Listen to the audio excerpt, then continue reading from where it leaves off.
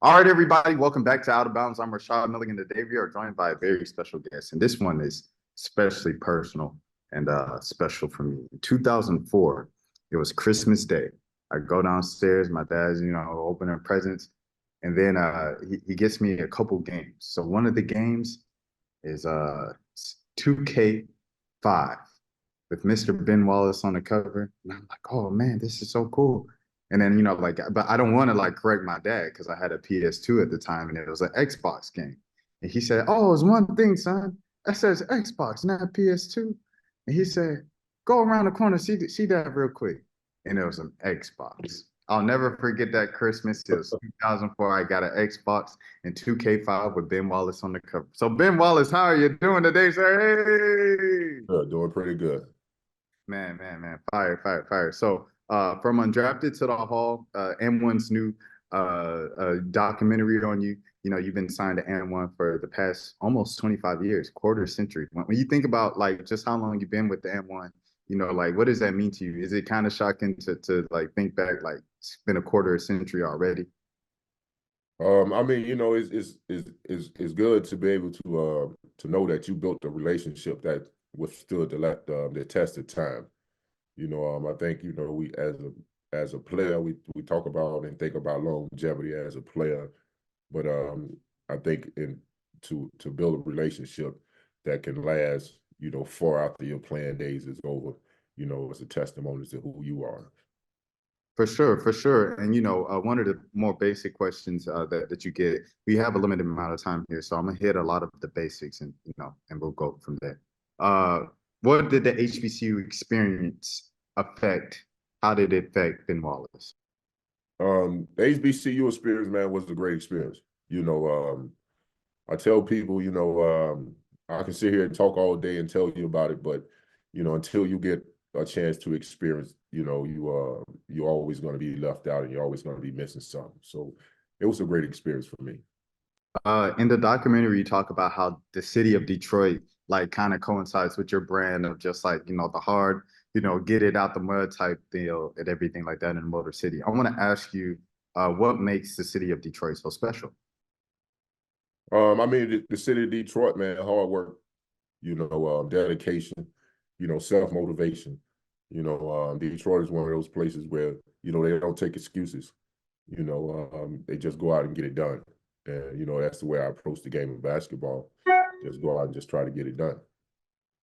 I feel like one kind of era of Detroit Pistons basketball that often gets overlooked on a national level, but I think the city of Detroit actually appreciated it was the Blake Griffin era. Just him, being hurt and like dragging out with one leg in the playoffs and just battling and everything like that at the tail end of his prime and stuff like that. I guess just like when you saw something like that, because ever since you guys left, it has been a bit more quiet for the Pistons and stuff like that. But for that era, for that 2, 3 seasons where Blake gave that city his all, just what did you think of Blake Griffin in that era? And that's the definition of Piston basketball. The organization, the fans, your teammates, coaching staff, everybody expect you to give it everything that you got, once you step out on the floor. And what Blake was doing was, he was giving it everything he had, and that's the love and the passion that we love to see guys play with when it comes to the game of basketball. Facts. Now, going back to like '06 now. Now in retrospect, 20 years later, you're in the hall. '04 is stamped forever. It is what it is. You guys are who you guys are. Uh, do you wish that like you could have maybe figured something out with Detroit, when it came to going to Chicago and stuff like that? I mean, it was a tough decision. It was the toughest decision I ever had to make when it comes to, my basketball career. You always want to stay at the place that where you made your name and where the fans and everybody appreciates you at. But when it come down to it, sometimes you just got to make a tough business decision, and that's what it was.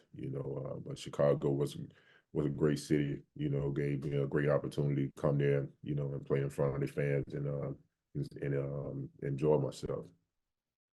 Are there any teams that remind you of you guys in Detroit I think, one team that a lot of teams compared you all to was the 2015 Hawks because, they had all the all-stars, the entire starting lineup, except for Damari Carroll. So four all-stars, just like you guys, except for Tayshaun Prince.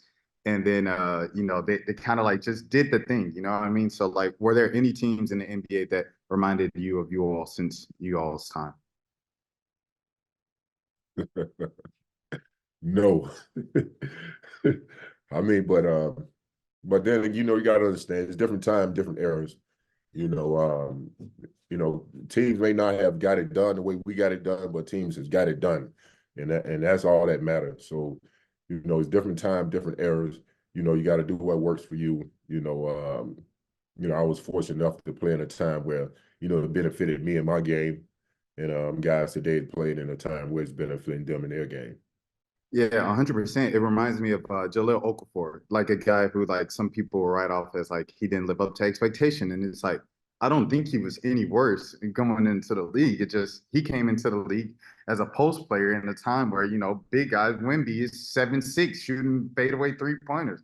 So I mean, it just is what I think he was just a victim of his time. The same thing with Dwight Howard at the end of his prime. I want to ask you about man. Oh, I guess okay. I'll go here. LeBron. The fact that LeBron, you guys got the early years of LeBron. Uh, are you surprised to see him still doing this late?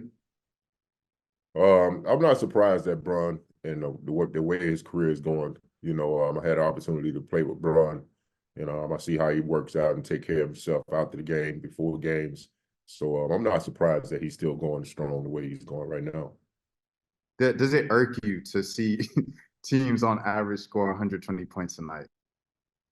It irked me to see teams score 90 points. So, you know, but that's today's game. That's today's game, man. You got to be able to fill it up, fill the bucket up in order to win in today's game. But I would like to see the game get back to playing defense so we can separate the great offensive players from the average offensive players.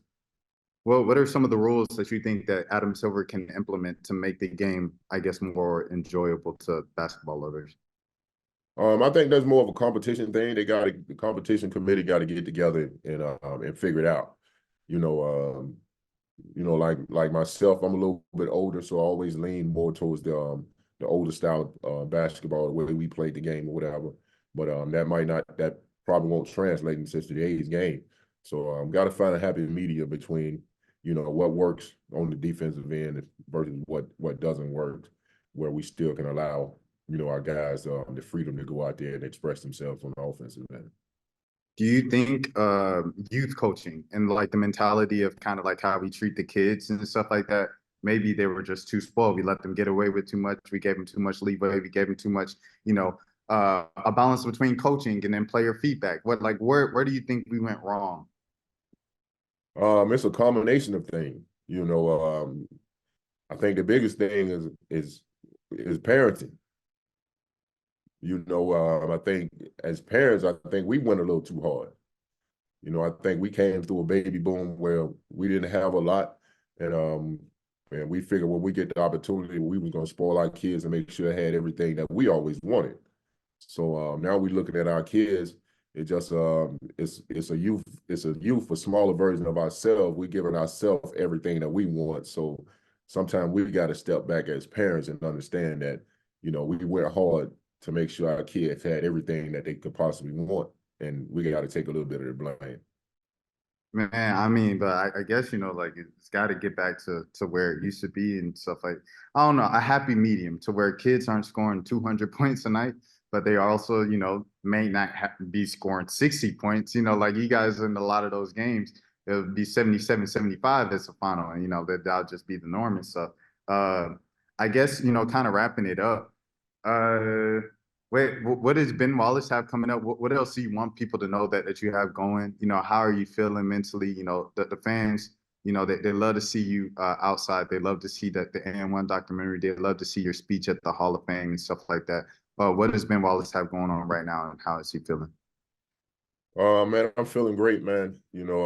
Like you say, doing the AN1 documentary, I do some work with the Pistons. just trying to get my story out here.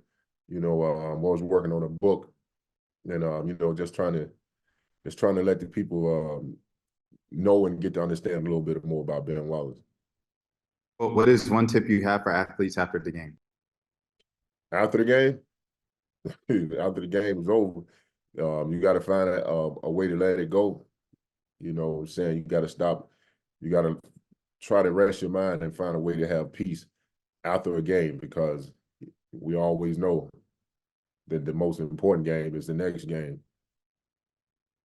100%, 100%. And I wanted to ask you, you said you gave the after the game, you talked about how you were doing mentally, everything like that. There was one more thing, but it slipped my mind. So, Ben Wallace, we appreciate this time so much, man. And thank you for stopping by, rolling out of bounds after the game, man. Yep, and that's one of the things, man. Got to make sure we always stay mentally health strong. Make sure you take your mental health. Yes, sir. I appreciate it so much. Thank you. Legend, Ben Wallace, Pro